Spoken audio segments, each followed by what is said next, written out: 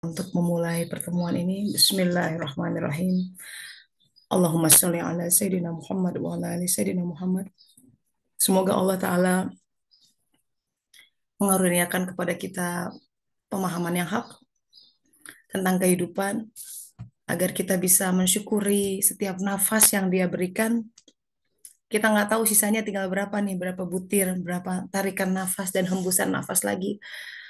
Sungguh hidup ini luar biasa, sahabat-sahabat.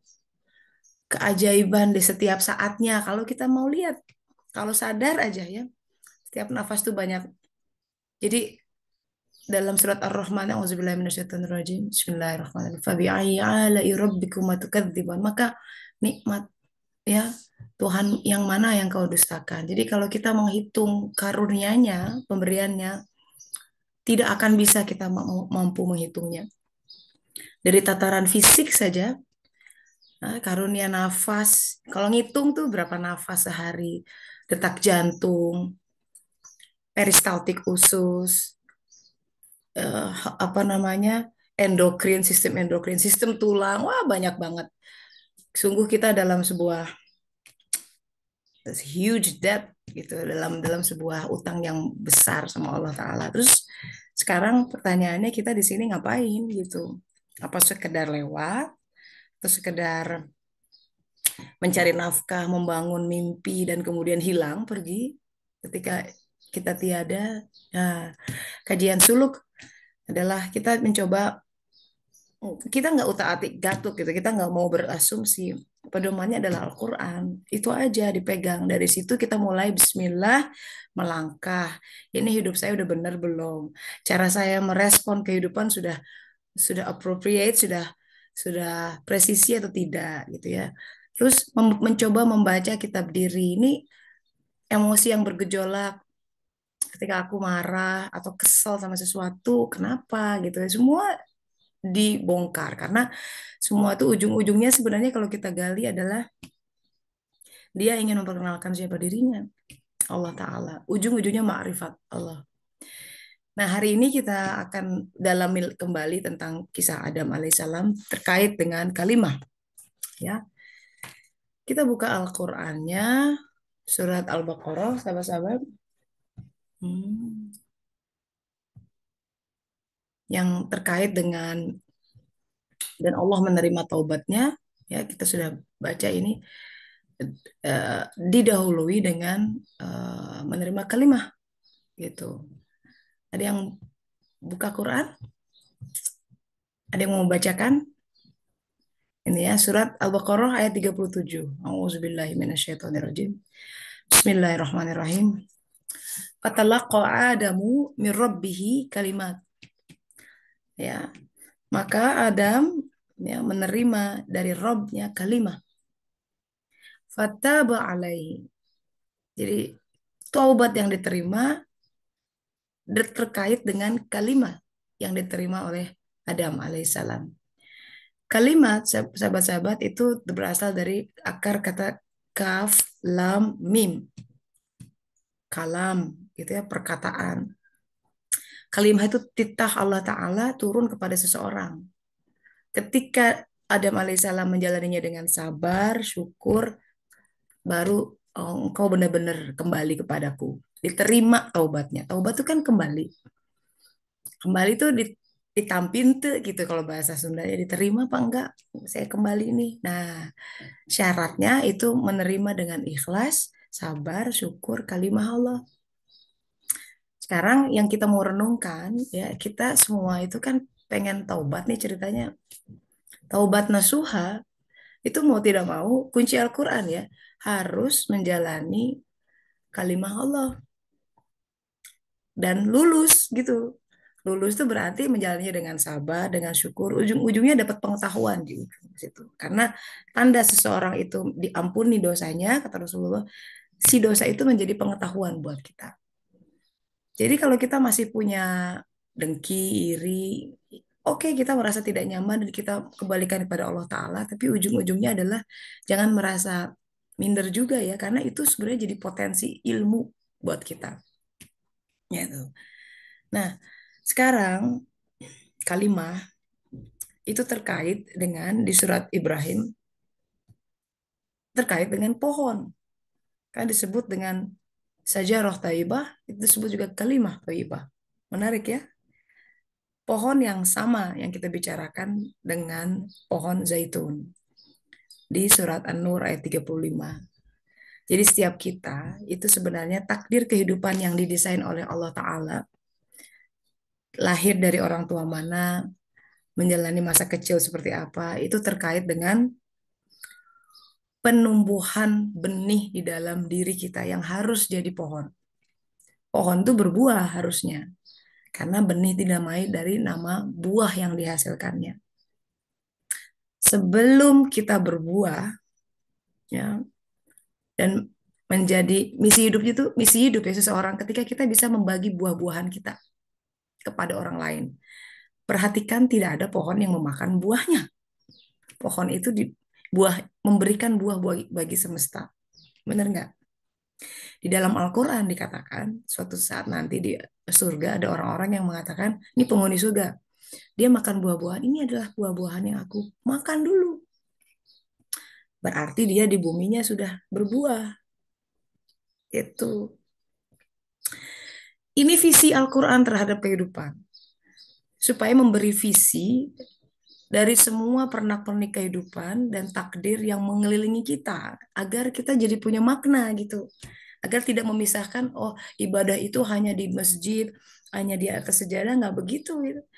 Sehingga memaknai dari, oh konflik di kantor, susahnya cari nafkah, itu semua berkelindan menjadi satu. Karena semua datang dari satu sumber Allah Ta'ala. Kemudian kita memaknai sebagai sesuatu yang satu. Itu suluk, perjalanan menuju muwahhid, menyatu. Pada akhirnya semua berserak ya, yang berserak itu bersatu dan kemudian kita melihat Allah di situ.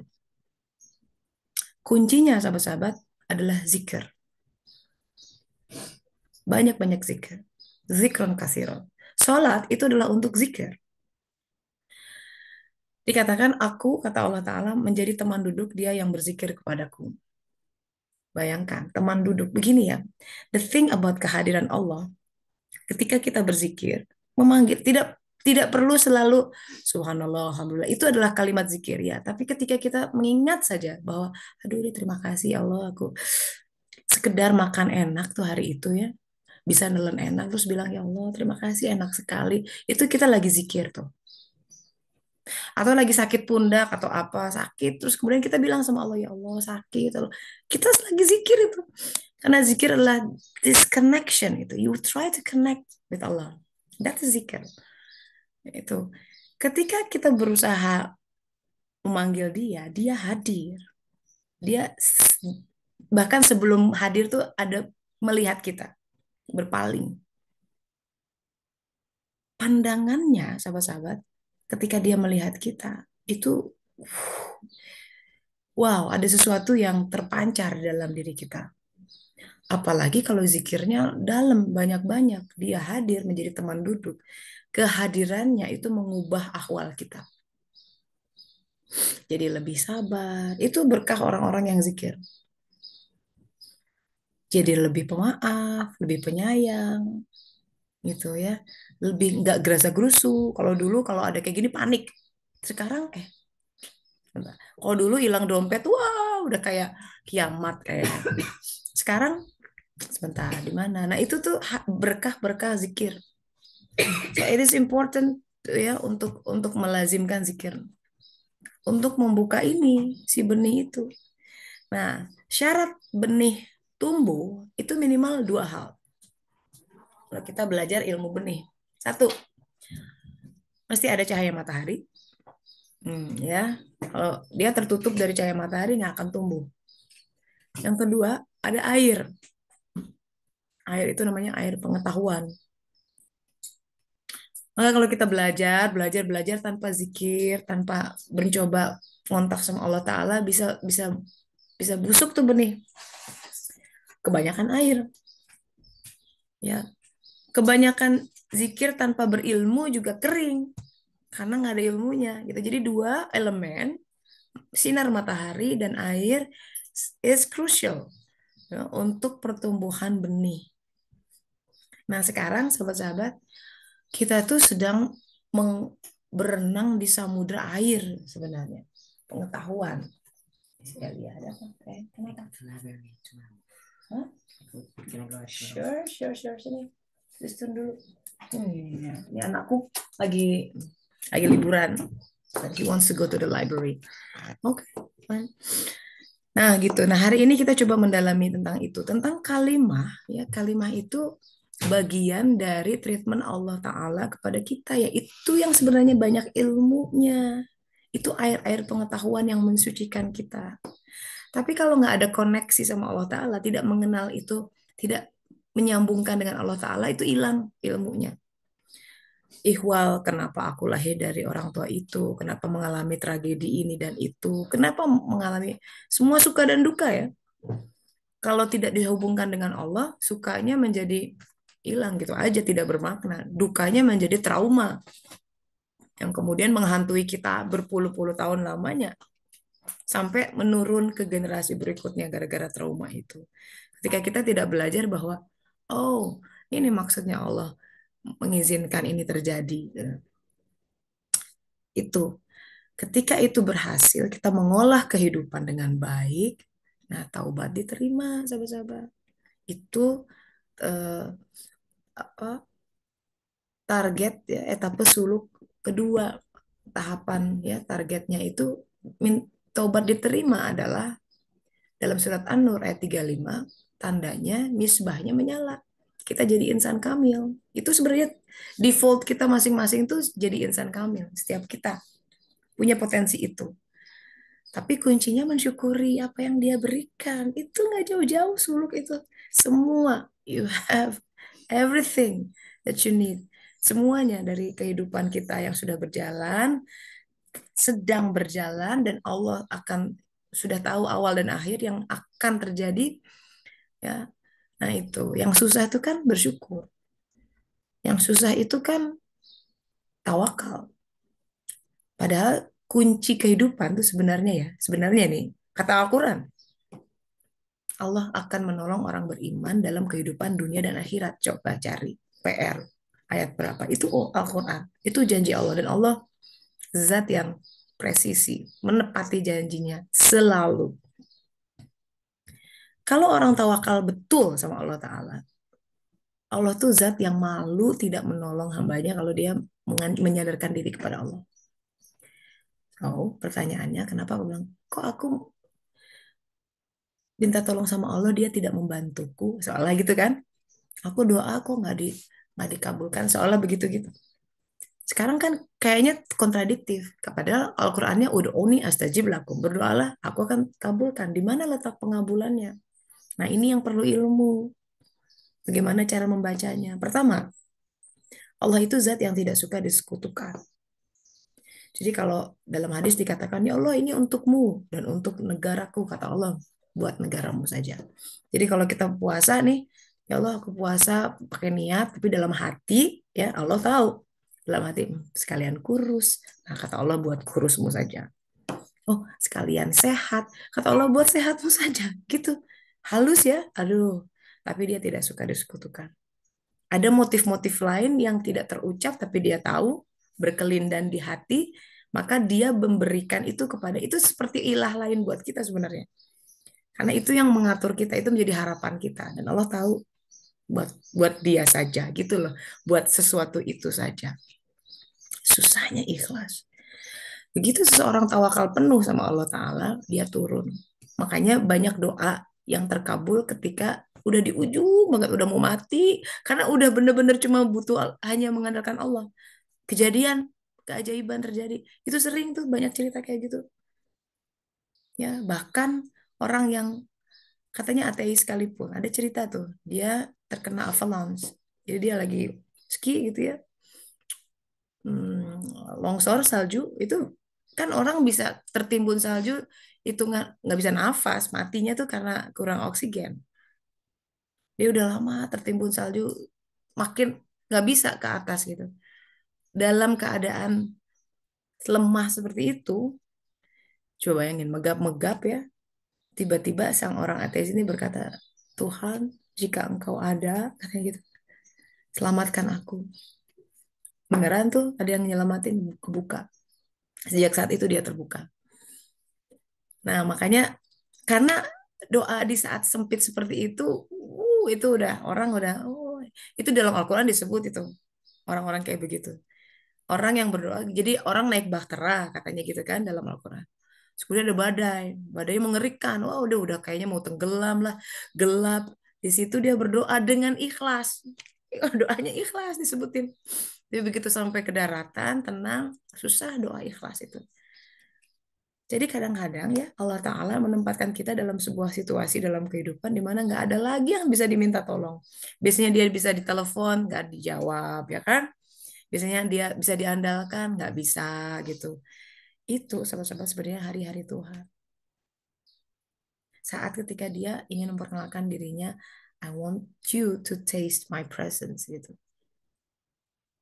Itu sebenarnya hebat. Itu hari raya. Pasti ada setiap kalau mau berbagi di sini ya, pasti ada ngadepin itu. Terutama orang-orang yang mulai terpanggil untuk kembali sama Allah Ta'ala. If you want to share, by all means, please. Ya, are you gonna join? Ini ada Ashley di sini. So, ya itu sebagai pembuka dari kalimah. Bagaimanapun nih kita mau tobat tuh ada visinya gitu, ada orientasinya, ada tanda kapan itu diterima. Semua di dalam Al-Quran. Ada hebat ya. Jadi hidup tuh jelas tahapannya supaya kita tahu kita suluk tuh udah sampai mana. Jangan bertahun-tahun gini-gini. Apa sih parameternya? Parameter yang paling terlihat ya, yang harus bisa diukur aspek rasa nih. Kan rasa karsa cipta karya. Akhlak harus berubah. Itu tanda suluk kita maju.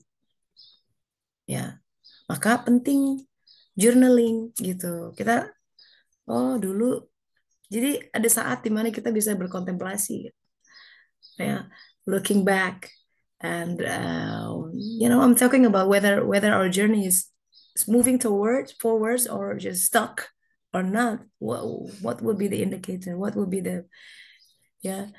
Uh, it is said in the Quran and Hadith. It says is about the akhlaq. Is the way. It's not only the way you respond or towards each other, but it's also to yourself.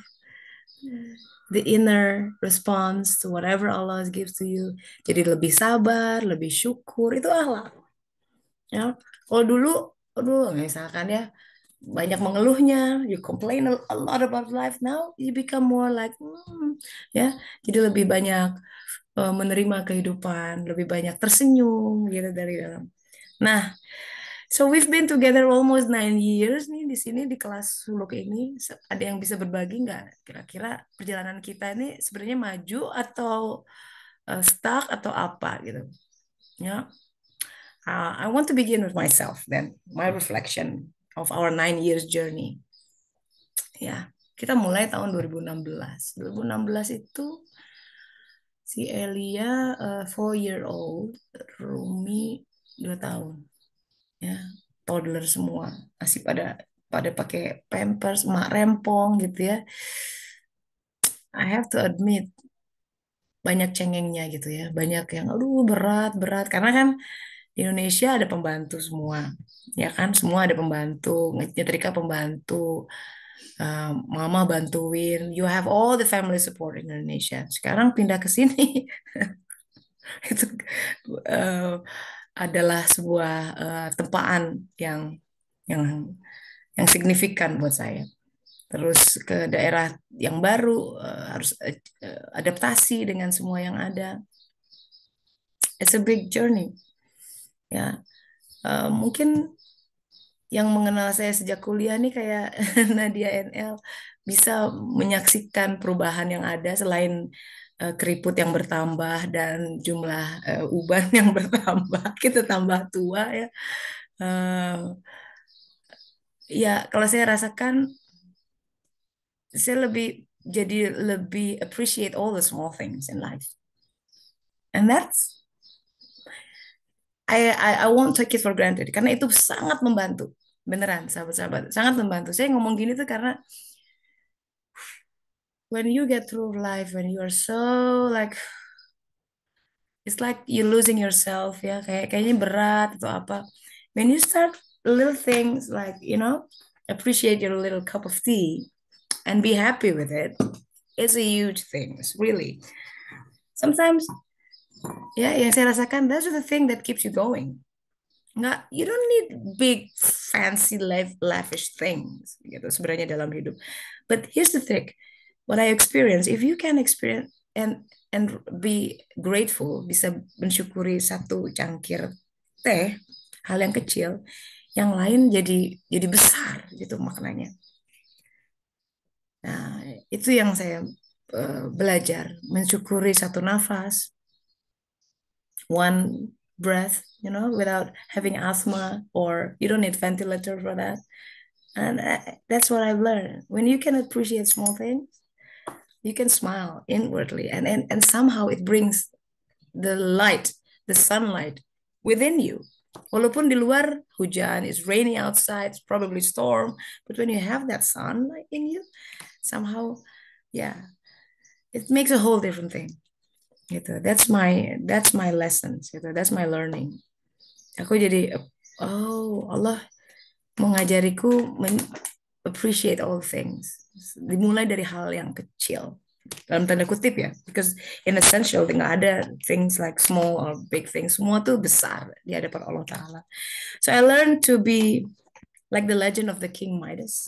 Like when you touch everything, you touch and it becomes gold. Gitu. Jadi semua itu jadi berharga di hadapan kita. Semua takdirnya. Here's the trick. Bahkan takdir yang paling nyebelin dan aku tidak suka. You don't really like to get through that. But then tarik nafas ya. Kadang kuncinya kembali ke nafas. Kita kadang lupa dengan nafas kita. Ketika zikir ya. Makanya ada beberapa tarekat yang zikirnya itu dikaitkan dengan nafas gitu. Karena nafas itu pembersihan loh sebenarnya kan. Kita tidak sekedar menghirup oksigen dan mengeluarkan karbon dioksida gitu. Tapi kalau nafas kita benar-benar conscious gitu, kita menghirup hal yang baik dan mengeluarkan hal yang buruk. Bayangkan, kalau nafas kita dihargai dengan seperti itu jadi berfungsi menjadi purification. Kayak kita di wudhu gitu. Makanya kata Rasulullah SAW, menjaga wudhu itu utama. Kan Bilal radhiyallahu an itu Rasulullah mendengar suara terompahnya, sendalnya gitu di surga. Hafal, saking hafal langkahnya dia gitu. Karena dia menjaga wudhu.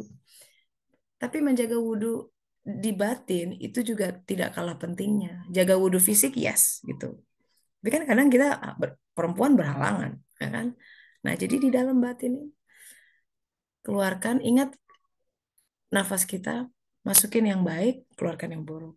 Gitu. Jadi jangan jangan berpikir yang tidak produktif, hal-hal yang kira-kira perasaan yang nggak enak itu lepasin aja. Nggak usah lama-lama nanti kita sakit. Gitu. Nah, itu berkaitan dengan kalimat tumbuhnya pohon butuh minimal ya. The growth of the tree requires at least two components, the sunlight and the water. Ya, sunlight itu lewat zikir, and the water is through ya the knowledge of life. Semua takdir itu adalah sesuatu yang Allah hadirkan. So, it's a sharing session now. I want to know, mendengar apa feedback dari sahabat-sahabat semua. You have Boleh saya anything? sharing? Yes, yes. Ya, Mbak Suno, silakan. Iya, saya eh, setelah mengalami ya saya ke Belanda sendiri, nggak ada keluarga, nggak ada apa. Tiba-tiba dalam pernikahan saya, alhamdulillah dikasih Allah 6 tahun, saya merasa bebas. Bukan bebas artinya saya menikmati masa rumah tangga saya. Setelah itu saya 7 tahun menemani suami cuci darah, Hmm. yang setiap hari, tiap minggunya 3 kali dan 8 jam. Saya harus bekerja, saya punya toddler, saya harus Mhm. nemenin suami ke eh, rumah sakit. Dan Husband. nggak hanya nganterin saja, tapi juga Lah. aset terapi-terapinya yang Dialysis juga alhamdulillah for 7 bikin saya years. jadi jadi wanita kuat. Alhamdulillah. Hmm. Akhirnya 2 tahun lalu suami saya meninggal. Situ saya ya eh, mungkin, tapi alhamdulillah juga karena kayaknya Allah menyiapkan saya untuk itu, untuk ditinggal. Karena saya menikah juga umurnya telat, saya menikah umur 42, punya anak umur Hmm. 44, tapi saya Hmm. hamil tuh sangat mudah. Tapi Hmm. ternyata kenapa saya menikah tua, saya akhirnya sadar karena saya akan dikasih cobaan yang pelajaran yang begitu bagus buat Hmm. menemani suami cuci darah, dan saya menikah dan suami pun dalam keadaan suami sudah punya problem dengan eh, apa ginjal, tapi saya setuju menikah dengannya, tapi terus saya bilang oke lah, mungkin sudah kadar Allah seperti itu, saya terima semuanya. Saya bilang ya Allah, saya terima, saya ridho, suami saya itu ini saya ridho. Tapi saya dikasih manis, emang suami saya adalah mualaf. Hmm. 2 minggu sebelum kawin masuk Islam tanpa saya minta, jadi saya bingung waktu Hmm. itu kenapa saya mau menikah sama dia, mau menikah tapi belum pindah agama. Ternyata 2 minggu sebelum menikah dia bilang, saya kalau tidak akan masuk Islam, kamu tidak akan pernah menikah dengan saya, tidak pernah saya tahu kamu. Jadi saya udah, saya pindah Islam karena saya mau nikah sama kamu. Jadi karena saya takut kehilangan kamu. Oke, saya terima. Ternyata dia adalah pemimpin saya, imam saya. Dia belajar jadi imam dan Hmm. nyimamin saya sampai Hmm.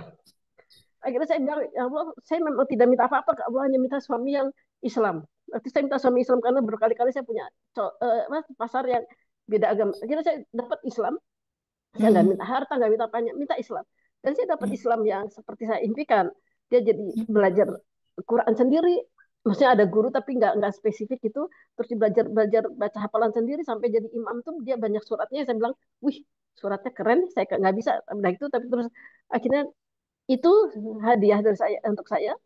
Dan Hmm. tapi saya punya tugas nemenin dia cuci darah. Nah, menjelang menjelang dia nggak ada di ini, saya mau pulang ya, saya bilang, saya mau pulang, mau ke rumah karena saya kerja saya jauh, kerja saya 2 jam pagi, 2 jam perjalanan ke tempat kerja 2 jam, nanti pulangnya 2 jam. Jadi saya sehari ngabisin 12 jam di perjalanan. Saya ninggalin anak, suami di rumah sakit, udah kayak waktu itu saya robot aja.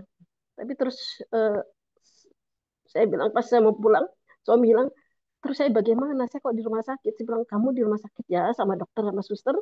Saya pulang ngurus anak, saya bilang. Besok pagi saya kesini, besok malam saya kesini lagi. Karena anak saya tinggal jam 5 pagi, saya harus kerja karena saya kerjanya jam setengah 7, tapi nanti saya pulang dari kantor jam 4, tapi nanti harus pulang ke rumah sakit, nanti sampai rumah setengah 10. Jadi anak saya nggak pernah ketemu ibunya seperti itu, tapi anak saya, Masya Allah, dijagain Allah. Dia Hmm. bangun ibu nggak ada, dia berangkat sekolah ibu nggak ada, dia pulang sekolah ibu nggak ada. Baru malam ada dan Hmm. ibunya udah kecapean. Itu Tapi tujuh itu tujuh semua, tahun begitu ya, Mbak Sunu? ya malah lebih lebih lebih sadis lagi. Saya anak tidur, Mhm. anak tidur tuh suami masih belum pulang dari rumah sakit. Jadi saya pergi kerja, anak masih tidur. Nanti terus saya telepon suami, bagaimana anak? Oh ya, anak tidur. Saya datang masih tidur kok, kan kita aman. Itu saya bilang ya Allah, saya nggak bisa apa-apa, nggak kuat, saya nggak punya apa-apa. Saya hanya serahin ke kamu ya Allah. Hmm. Apapun yang terjadi, mungkin saya akan disalahkan negara, tapi nggak ada pilihan karena suami saya tidak mau berkeluh kesah. Ekonomi pasti berkurang karena sakit, tapi saya Hmm. nggak mau berkeluh kesah dan saya mau udahlah ya Allah, saya hanya lepaskan semua untuk kamu. Saya minta tolong kamu karena kamu harus jagain anak saya. Dikala suami saya lagi cuci darah. Dan itu 7 tahun, dan terakhir adalah suami di ICU sampai nggak ada. Terus anak nggak mau nengok bapaknya karena nggak tegang ngeliat bapaknya. Saya bilang nggak apa-apa, saya ngerti walaupun semua orang protes kenapa nggak tengok bapaknya. Saya bilang, saya ibunya, saya tahu kalau dia stres, saya punya punya punya pasien dua, saya nggak mau satu aja. Dan pas meninggal itu pas anak ulang tahun, Hmm? bisa meninggal pas hari ulang tahun anak saya, hari kelahiran anak saya, jam kelahiran anak saya sama dan jam kematian suami saya. Hmm. Masya Allah. Saya bilang, Hmm. Allah, ini apa artinya? Kenapa saya dikasih hadiah kayak gini ya Allah? Nggak pernah bisa lupa. Dan selalu kalau ulang tahun anak saya, selalu ribut antara ulang tahun dan tahlilan. Mana yang duluan? Dan saya sebagai ibu tuh tarik-tarikan terus. Saya bilang, ya Allah, saya tahu ini artinya besar untuk saya. Pasti ada nilainya. Hmm. Dan setelah suami meninggal, saya dikasih hadiah Allah. Tiba-tiba saya berani memutuskan, keluar dari kerjaan saya karena saya bilang saya nggak sanggup lagi di sini ya. Kenapa? Karena terlalu jauh. Oke, kita carikan rumah kamu di sini, kita pindah. Nggak bisa. Karena lingkungan Delft itu saya tidak kenal. Anak saya pun tidak kenal. Kalau saya pindah juga problemnya tambah. Yang benar adalah saya kembali ke Amsterdam, dan saya di samping anak saya, dan saya dapat kerjaan yang bagus. Bagus artinya dari rumah cuma 1 kilo, jamnya lebih fleksibel, kerjaannya yang memang kerjaan job saya, eh, yang saya lakukan memang bidang saya, dan saya situ Wow. menikmati sekali bahwa tangan Allah menjamah saya. Dan saya bilang, Allah, saya tahu kenapa kamu ngambil suami saya lebih dulu, karena kamu mau menunjukkan pada saya bahwa yang ngerawat suami saya, yang ngerawat kamu kan bukan suami kamu, tapi saya sendiri, ya Allah. Kamu buktikan, saya kasih apa yang kamu perlukan, bukan yang kamu minta, tapi yang kamu perlukan. Dan saya merasakan itu, saya tuh kayak kayak ya Allah, semua orang komplain badan saya gemuk. Saya bilang, iya badan saya gemuk, tapi ini gemuk karena Allah, karena saya tenang, hidup saya ridho, semuanya ridho, saya bilang saya ridho. Kamu gemuk, banyak lagi yang kontrol. Ya tapi saya tenang, ini karena pikiran saya sudah saya ridho. Kan saya bilang, ya Allah, saya tidak akan me- bertanya kenapa suami saya pergi duluan, kenapa suami saya saya dijodohkan suami yang punya problem penyakit seberat itu. Saya nggak akan Hmm. bertanya itu lagi, hanya saya merasakan bahwa ini saya rasakan adalah tangan tangan Allah merawat saya langsung. Saya dapat apa yang saya perlukan, bukannya saya minta. Hmm. Hmm. Tapi rasa syukur itu selalu tidak tidak seperti air tenang. Ternyata dalam Hmm. ketenangan saya di lingkungan kerja saya sekarang ada drama-drama lagi yang tidak kena ke saya, tapi kena efek ke saya. Mereka bergolak di tempat kantor. Saya bilang saya harus bagaimana? Saya tidak kena bergejolak. Tapi kalau orang bergejolak saya kan kena gelombangnya juga kan. Saya Ya, bilang, ya Allah, ternyata rasa syukur itu harus di-maintain, tidak bisa. Oh, saya sudah tenang bersyukur. betul, betul, betul, Dan betul. saya ternyata harus maintain apakah rasa bersyukur saya itu keenakan atau saya bagaimana. Benar. Akhirnya saya Jangan rasa terlena, gelombang betul, ini. betul. Nah, saya Mbak lagi Suno, hari ini. ini kasihan yang sebelah saya nih, saya terjemahin dulu boleh? Oh, oke, ya sebentar, Hmm. saya terakhir Ngomong bentar. aja. Bahwa ternyata Hmm. hari Hmm. kemarin itu saya dapat gejolak itu. Hari saya bilang, saya di sini bilang, oh ternyata rasa syukur tuh tidak boleh dilepas, harus di maintain. Itu aja. Betul, betul, betul, betul, Udah Mbak. itu Kita aja. jangan terlena. Oh, what a story. So, she met someone at her 40s. She was single. I want to get married, but I want to get married to a Muslim. That's all. That's what you want. And I never see about wealth, status, and everything. Just a Muslim guy. So he met this guy. He's not Muslim at that time. He converted into Islam a couple of days before they get married. Then she moved here, and she knows his condition. He had some medical issue with the kidney. She knows at the beginning, and then they got doctors together. Yeah, and then it's getting worse with his body so much that he has to get dialysis for 7 years. This is what he did. This is what they did. Because she also needs to work from 7 till 5, something like that. So she left while her daughter still sleeping, and she came home at 10. She already sleep. For 10 years. She got guilty feeling about it. I barely see my daughter, but I have to take care of my husband at the same time. On and on and on, 7 years. And then the day when her husband passed away is the same day the daughter's birthday. Exact. So he was like, that time is also a conflict for me because he said, do I have to do tahlil, like to honor the death of the, and this is his birthday. So it's a bit of, see. And then after the husband passed away, he finally decided to move work because she can at that time she worked at a different city, Delft, where Gloria lives. And the daughter is in Amsterdam. And the company said, no, no, no. How about we relocate you? But we get you a house. You move here with your daughter. And I said, no, no, but my daughter is already in Amsterdam. She knows Amsterdam. The friends are there. So she resigned. And it was, guess what? She said, Allah gives me the better job. It's only 1 kilometer away from the house. And it's more suitable with her background. And it's like, and in her testimony, this is what Allah taught me, that it is not my husband who sustains me, who give me sustenance, it's Allah. And it's like, so that's, yeah. Oh, we talk about this guilty feeling of not having, like accompany our children all the time, something like that. When this happened, like, 7 years. 7 years. There's a time, aku ingat ya Mbak Sunu ya, well, she has to hide, that Iya, situation from the neighbors, because the neighbors can report to the children, the child iya. protection, something like that. Because here the issue is, if the children alone is like, where are the parents? They abandoned me. You can't report. The neighbor can report you. You're in trouble. Mm. There's so much we don't understand, I think. So much. So much is based on trust. Mm. No, but we talked about the other day about guilty feeling of, as a mom. Yeah. And I capture that in her, like, and also her devotion to, wonderful devotion to her husband, at the same time. But I met your daughter Mbak Sunu ya, and she grew Mhm. up, dalam dalam testimoni Mbak Sunu, lihat anaknya walaupun jarang ketemu gitu ya, you barely even be with her during that 7 years gitu. Tapi gimana tuh anak berkembangnya dalam pengamatan Mbak Sunu sampai sekarang? Ya, apalagi dia puber ya, jadi berat sih sampai sekarang masih berat. Jadi kadang-kadang argue gitu ya. Terus kadang-kadang saya jadi kayak tarik ulur. Saya bilang, "Hmm, ya memang kita kita hidup kita seperti itu gitu. Eh, Hmm. kamu sekarang kita tim hanya dua, tolong bantu saya. Tapi saya juga kadang-kadang eh, ya dia anak puber, jadi kadang-kadang susah dimengerti juga gitu kan. Jadi ya Allah, saya bilang saya mencoba sebisa saya, tapi kadang-kadang saya juga nggak bisa. Jadi ya yang saya tahu anak saya super independen ya.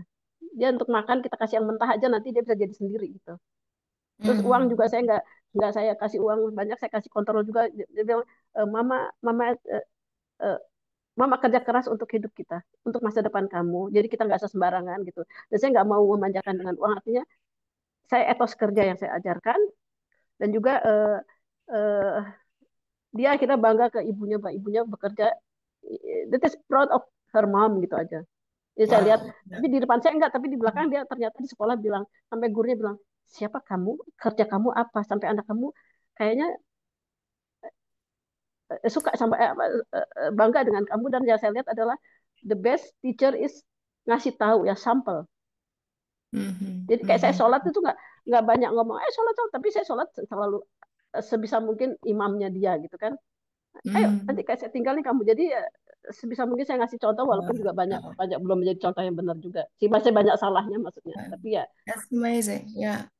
So more of that, the way she taught her daughter is like, for example, she didn't really like, um to told the daughter, you have to do salat or not, but we, she did it, and then do it together, give an example, something like that. And amongst of that guilty feelings of being absent of so many years, she felt like, did I. But then one day she was surprised. The teacher of the daughter said, "What did you do to your daughter? I mean, your daughter talked a lot about you, and she was really proud." She said, "My mom is a hard worker," and she was like, she never showed, the daughter never showed it to her, but to hear that from the teacher is like, that's something. It's beautiful. Yeah, yeah, yeah. Alhamdulillah. Ya, itu sih So, hanya karena Allah aja berbaik hati sama terima saya. kasih. Itu aja. Ya, terima kasih ya. Tapi to put into context, because today we talk about kalimah. In Al-Baqarah 37, it says that when Allah receive your tawbah, mm, the requirements is you have to go through that kalimah. And the same kalimah is to grow the tree. And it's about our fate of life, all the things that we've been through and recently still going through is about to grow that seed to become a tree. So she shared to us the story of her life. Yeah, to give meanings of all of it. That is, there's an orientation of love. It means for something, not just random happenings or accidents. It has direction. It has a purpose. Um, what's your contemplation about it?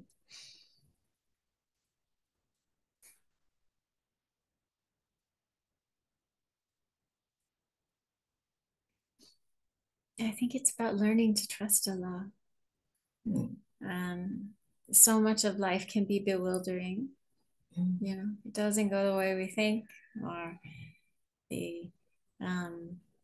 the path doesn't do what we want, or the instruction isn't what we want, or we don't know what's happening, something like that. But there's so much sweetness that grows in that place of trust. And yeah, I think my darkest times are the times that I was nearest to him. Oh, well, Yeah. that's something. Yeah. Right? So, But as a source of light, yeah, he's the source of light. And when you said when you're closer, that's exactly when you experience the darkest night. What does that mean?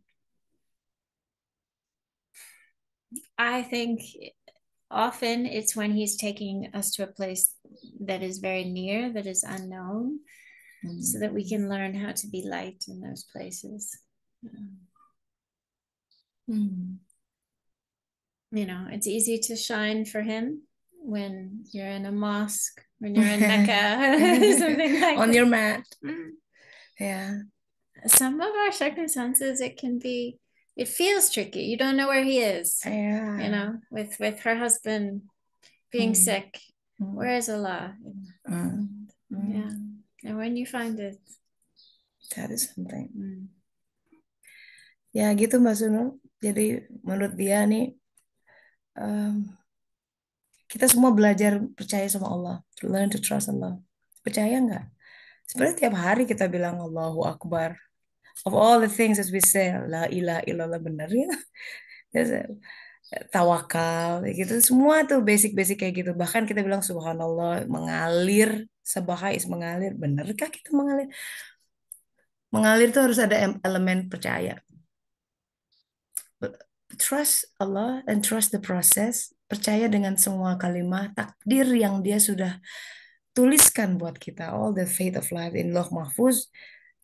Tinta ciptaan telah kering. All the ink, you know, it's made. It's written. The probabilities are there. Gitu. It for a reason. Udah di sealed gitu sama Allah Ta'ala. Supaya kita selamat gitu, maksudnya cari tempat jalan yang paling baik. Itu yang kita minta dalam sholat ihdinas syiratal mustaqim. Di antara kemungkinan takdir yang ada, mohon dipilihkan ke kemungkinan takdir yang terbaik. Itu syiratal mustaqim kita. Itu kenapa sholat imaduddin, tiang agama, in between sholat kita mesti cari respon yang terbaik gitu. Mbak Sunu, perjuangan belum berakhir ya kan? That's one of episode dalam hidup. Ya. Jadi menurut Mbak Sunu juga nanti konfliknya datang dari anak ya, konflik datang dari pekerjaan, and it's a whole package of life. Ini semua harus kita belajari. Gitu kan Mbak Sunu ya? Iya. Alhamdulillah. Ya. Makasih loh sudah berbagi ceritanya. Terima kasih juga udah dengerin. Alhamdulillah. Kayaknya Ya. ya Allah itu memang Almighty beneran. Alhamdulillah. Ada yang lain yang mau Oke. berbagi? Terima kasih Mbak Suno. Mbak Yosi, Bu Ari, Mbak Dini, Mbak Dina. Mbak Dina sudah unmute. Apa kabar Mbak Yu? Oh, alhamdulillah baik. Mana coba ada kameranya nggak? Tapi aku lagi nggak pakai kerudung nih. Oh iya, jangan. Iya, iya. Jadi aku mau share. Ya, alhamdulillah belajar suluk sama Teteh itu kita jadi terus-menerus memaknai ya, terus-menerus mencari kebaikan dalam setiap kejadian yang terjadi pada diri kita, bahkan setiap detik itu, setiap menit ya kalau bisa gitu. Cuman kita kan kadang suka on off gitu ya, iya tadi lupa. Tapi kita mempunyai kesadaran gitu. Sekecil misalnya gitu, keluar ke balkon, terus habis itu ada angin berhembus. Oh ya Allah, gitu.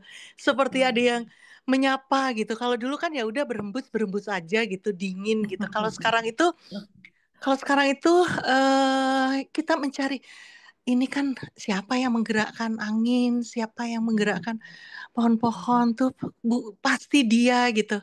Dan apa namanya connectivity itu kan yang didapatkan. Nah ceritanya beberapa hari yang lalu tuh ya in a short word sebenarnya Mbak Sunu saya juga kita sama-sama single parent ya, saya juga seorang single parent dan anak saya yang nomor 3 itu kami berpisah dulu tidak baik-baik gitu. Saya harus akui bahwa kami berpisah tidak baik-baik. Anak saya yang nomor 3 itu diculik sama bapaknya, seperti diculik sama bapaknya. Tidak diperkenankan untuk menemui saya sampai sekitar 2 tahun. Waktu itu dia masih berumur 3 tahun ya, 3 tahun, 4 tahun. Jadi waktu itu memang berat bagi saya gitu untuk dipisahkan dari anak saya yang bungsu yang nomor 3 itu. Tapi kemudian dengan ya di situ sebenarnya perjuangan saya untuk menerima apa yang sudah dituliskan, apa yang sudah ditakdirkan oleh Allah gitu. Setiap kali ada kesedihan, setiap kali ada ini, saya selalu kembali kepada keyakinan bahwa Allah pasti mencintai dia. Allah insya Allah memelihara dia. Allah insya Allah menyayangi dia lebih daripada saya gitu. Walaupun mungkin ya ayahnya tidak menceritakan atau sengaja memutus hubungan saya sama dia, tapi perjuangan saya itu kejadiannya tahun 2009. Jadi sekarang sudah berapa? 15 tahun lebih ya. Kami bertemu hanya sangat terbatas begitu. Tiba-tiba kemarin, kira-kira mungkin minggu lalu, dia ngechat saya begitu. Dia ngechat saya. Si anak ini. Iya, ngechat saya.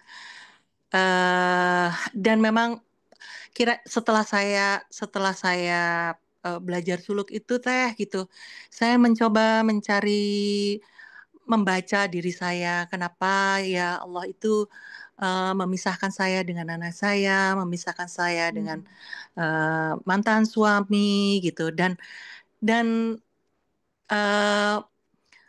saya membalas chatnya itu dengan plong begitu. Dia kan bilang begini, saya bacakan aja gitu karena apa namanya cukup dalam gitu dan saya membalas itu. Malam Bun, Mbak Nana mau minta maaf atas segala kekurangan yang Mbak Nana pernah lakukan ke Bunda. Aku tahu kadang aku kurang bersyukur dan kurang appreciate keadaan Bunda dalam hidupku, and I want to say I'm so sorry for that, Mom. Besok aku mau jalanin tes untuk masuk PTN. Dia besok beberapa hari lalu aku mau minta restu dan doa Bunda agar bisa dilaksanakan dengan lancar dan maksimum. I love you so much, Mami. Thank you for all of you've done for me. I hope you can find it in your heart to forgive me walaupun aku jauh dari anak perempuan yang sempurna. Nggak ada angin, nggak ada hujan. Tiba-tiba dia ngechat seperti itu. Oh, Masya Allah, Alhamdulillah, saya gitu. Dulu itu sebelum ikut Sulu itu kan kayak kita itu kayak apa ya teh, berdebar-debar gitu ya, berdebar-debar gitu. Sekarang itu menghadapi segala sesuatu itu alhamdulillah ringan gitu. Oh, alhamdulillah dia sadar begitu. Maksudnya dia kontak saya untuk minta restu dan saya dengan ikhlas gitu saya bilang sama dia, "Nak, from the beginning Bunda itu nggak pernah punya perasaan menyalahkan Nana. Tidak ada yang salah kok. Semua itu Allah izinkan untuk terjadi. Sudah pasti karena Wow. cintanya pada kita semua," saya bilang begitu. Wow. Demikian sebenarnya saya pengen ngomong begitu juga pada ayahnya, cuman ayahnya sampai sekarang itu belum membuka komunikasi dengan saya. Jadi anak ini kan ikut ayahnya, Teh. Sampai saat ini gitu. Dan kami sampai saat ini sebenarnya masih kesulitan gitu untuk berkomunikasi, ngajak ketemu itu susah banget gitu. Kelihatannya dia takut Bayang. banget gitu sama ayahnya karena nggak Jadi diperbolehkan. ketika dapat message dari dia, wow, itu seperti Iya betul, wow, Masya Allah, Allah ini.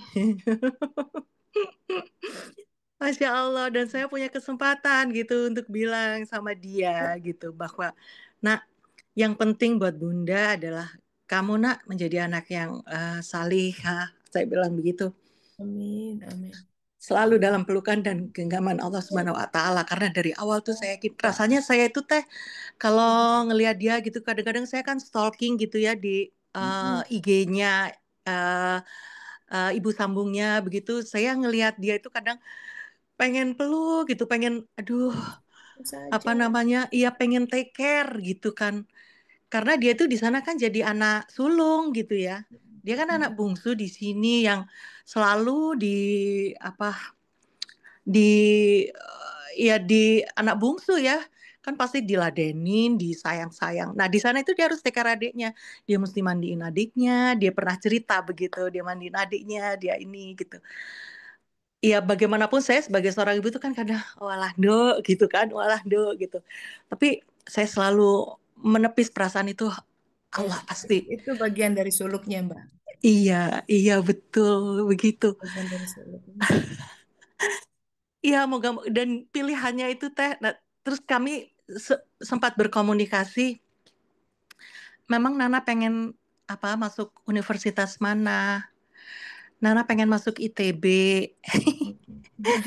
Kayak ibunya. Iya.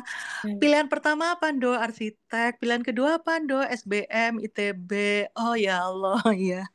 Insya Allah ya nak gitu. Moga-moga Allah izinkan gitu untuk kuliah di sana. Jadi di titik ini saya ya saya merasa saya nggak eh, apa kekesalan kebencian lah ya, kekesalan ya, bukan benci sebenarnya ya pada mantan suami itu, tetapi apa ya, kenapa memutus silaturahmi gitu Ya. dengan anak-anaknya itu saya pahami, saya hanya gini ya, moga-moga Allah memberikan pertolongan padanya karena saya juga merasa itu kan saya ya Teh ya gitu. Dia mungkin dia ya tidak mampu gitu untuk keluar dari perasaan itu gitu, perasaan ingin mungkin ya ya seperti mungkin apa namanya tuh kan kamu kalau nggak cerai dari saya pasti nggak bisa melanjutkan hidup gitu misalnya, nggak bisa nyekolahin anak-anak gitu, mungkin ada perasaan itunya ya, bahkan saya doakan gitu dalam setiap sholat malam, tahajud gitu, saya kirimkan doa gitu. Ya, bagaimanapun Allah izinkan ini terjadi ya. Iya, Mbak Dina, ini perkataan Mursyid Zamzam kalau saya. Allah lebih sayang sama anak itu dibanding kita. iya Teh. Allah lebih sayang Iya, sama anak. Artinya takdir yang seorang Nana harus jalani itu sudah dalam timbangannya. iya betul, betul Dalam Teh. Iya, timbangannya. Sekarang belum kelihatan. Nanti tumbuhnya seperti halnya benih itu pohon kecambah, the growth of the root itu di bawah tanah, under the ground. You cannot see it. iya, Someday, ya akan kelihatan semua. So she has to get through after the divorce. The divorce is not really. nice. Kind of, they don't even have communication with the ex. In addition to that, the child is being taken away. 2 years, you cannot even see her. Can you imagine as a mom? I cannot even imagine, but it's just, so by the time she contact her sometimes to say, I want to say a thank you to you, mom. I love you. And it's just like, oh, yeah. So this is kalimah. Ya, kita sedang dalam konteks yang sesuatu, something to grow our seed gitu untuk semuanya. Nah, sekarang to put into context ya. Ini asiknya belajar suluk. When we learn suluk, when we learn Al-Quran, we learn about religion. This is like, it gives meaning to all of that. Itu kan ya, tadi Mbak Dina bilang, she said after she learns suluk, every single thing is like, if she feels like the nice breeze in the morning, she's like, oh, this is from Allah. Like a touch from Allah. Something that didn't happen before. And that's beautiful to see and to experience things with Allah while He is actually ever present, right? And jadi beda gitu Mbak Dina ya. Iya Penghayat. banget teh, iya. Bahkan saat mencuci piring, saat nyapu gitu, saya berusaha mencari, oh ya Allah, ya. Terus semua saat ngalamin ini ya, sakit hati mungkin ya, sedih, sadness, all of that is the night and day gitu, siang dan malam Allah pergantikan. Iya. Sesungguhnya dalam pergantian siang dan malam gitu, terdapat tanda bagi ulil albab. Ulil albab tuh orang yang pohon akalnya sudah tumbuh gitu. Jadi untuk to understand of that gitu, ini nggak bisa cuma pakai akal rasional, nggak akan nyampe. Ya bisa bisa pattern, but your heart has to be open. Dia harus terbuka untuk bisa baca itu. That's the key. Nah, itu kenapa perlunya taubat. That's the importance of taubat. After taubat, you get nur iman. That's the sequence. And then you start to see, you start to feel, you start to hear, you start to understand things beyond this. Wow. Do you have anything to say? No. Mbak Dina, terima kasih sudah berbagi. Semoga Allah Ta'ala semua indah pada akhirnya. Ini bagian dari kisah hidup. Kayaknya di rumah harus menulis ya. She should write her own story. Insya Allah. Buat lah gitu ya semua perjuangan. Because I'm sure gitu bukan seorang ya. Jadi ada yang bisa menikmati juga. Oh, bisa seorang Mbak Dina bisa nih, aku juga bisa nih, kayak gitu loh. Kadang-kadang kita kan menginspirasi Mohon orang. doanya teh. Yeah, if I can do this, you can also do that. Yeah, there's something like that. Iya. Terima kasih semangatnya. And buat Mbak Yosi hari ini minta tolong doa gitu ya agar bisa menyelesaikan utang-utang. Here's the thing about semua ini, Allah yang Maha Rezeki, yang Mbak Yosi ya, tawakal Allah, banyak-banyak istighfar. Kata Rasulullah SAW, istighfar itu membuka rezeki lahir dan batin. Ini catat nih semua ya, tanggal 2 Mei 2025. Ya, jam segini kita doa sama-sama. The next testimony Mbak Yosi is, sahabat-sahabat, terima kasih akhirnya semua utang saya terbayar lunas, amin ya, gitu. Baik, kita doa sama-sama buat Mbak Yosi. She needs pray so she can pay all her debt. Bisa. Buat Mbak Yosi dan semua teman-teman yang sedang dirundung duka, mungkin kesulitan dalam yang serupa, mungkin ada yang sakit, juga ada yang dalam kemelut, yang tampaknya belitannya tidak tahu jalan keluarnya seperti apa. Allah Maha Tahu, Allah Maha Kuasa. Mari kita sama-sama berdoa, menghadirkan Allah Ta'ala, menghadirkan kuasanya, biar Dia yang membereskan ini semua. Bibarakati umul kitab al-Fatihah.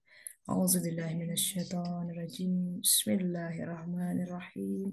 Alhamdulillahi rabbil alamin. Arrahmanirrahim. Maliki yaumiddin. Iyyaka na'budu wa iyyaka nasta'in. Ihdinas siratal mustaqim. Siratal ladzina an'amta 'alaihim ghairil maghdubi 'alaihim waladdallin. Amin. Amin. Tuh. Amin Mbak Yosi ya. Sahabat-sahabat semua, insya Allah pasti ada jalan keluar. itu mah pasti, cuman cari di mana yang ya dengan pertolongan Allah. So that's, do you want to say something before we? Oke, terima kasih sahabat-sahabat untuk berbagi hari ini. Semoga insya Allah bermanfaat ya. Yeah, thank you Ashley for joining for such a short notice. Ada Mbak Ayu di sini. Semoga kita bisa bertemu di Leiden. Insya Allah kita mau ke Leiden ya Mbak Ayu. Senin. Jadi kita janjian di sana insya Allah. Baik, terima kasih. Kita tutup sama-sama dengan doa akhir majelis. Subhanaka Allahumma wa bihamdika asyhadu an la ilaha illa anta astaghfiruka wa atubu ilaik. Alhamdulillahirabbil alamin. Thank you everyone. Sampai ketemu minggu depan insya Allah ya. Semoga Thank kita you. bisa berbagi. Thank you, Ashley. Makasih, Kak Terima kasih Tasya. semua. Terima kasih. Maaf lahir Baik, Terima pamit batin. dulu ya. kasih. Ya. Baik. Kasih.